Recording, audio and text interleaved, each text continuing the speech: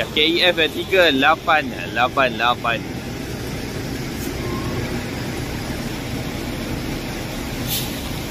Yang di belakang daripada Johor CM kita, WPP 3863.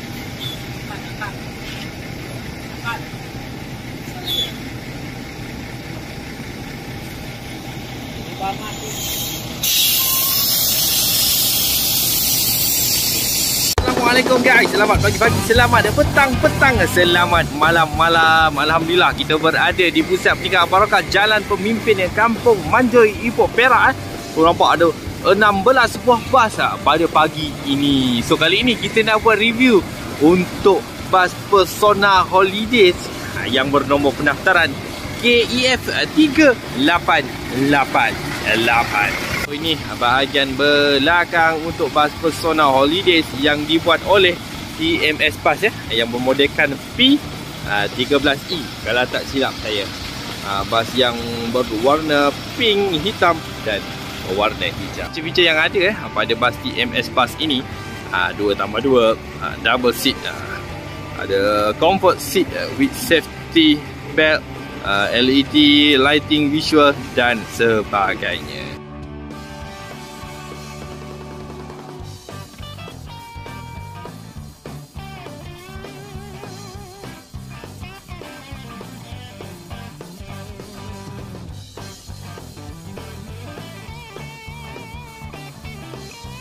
So jom kita tengok interior untuk bas KEF 3888 yang dimiliki oleh Persona Holidays ini guys.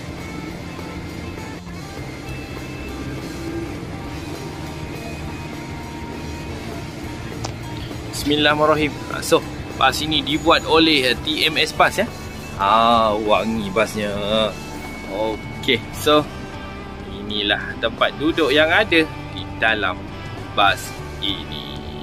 Okey, seat yang dibuat oleh Orient seat yang dibuat oleh Orient, seat yang berwarna merah dan sedikit warna hitam. So bahagian atas mempunyai luggage compartment yang bertutup so kita nak ke depan sangat tak boleh sebab banyak barang-barang passenger sebab bas ini sekarang berada di pusat perniagaan Barakah, Jalan Pemimpin Kampung Manjoy.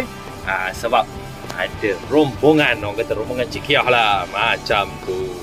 So sekarang kita tengok bahagian ruang kabin pemandu untuk bas ini. So inilah dashboard yang dibuat oleh TMS Bus. Nampak steering Hino, saya pun tak pasti Hino apa. Sekejap lagi kita tengok bas ini menggunakan chassis Hino apa guys. Belakang kita perlahan merapati. Betul ke ayat merapati? Kita rapat sikit dengan bas untuk melihat corak-corak yang ada. Warna hitam, warna merah, warna putih dan juga warna hijau. Dan inilah dia tulisan dan juga logo untuk Persona Holiday.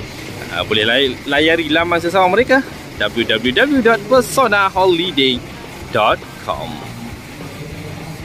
Okey, sesiapa yang ingin menggunakan perkhidmatan bas yang disediakan oleh Persona Holidays boleh hubungi nombor telefon yang tertera 0473384487 atau 0473448487 atau hubungi nombor telefon handphone 0195027444 atau 0164344488.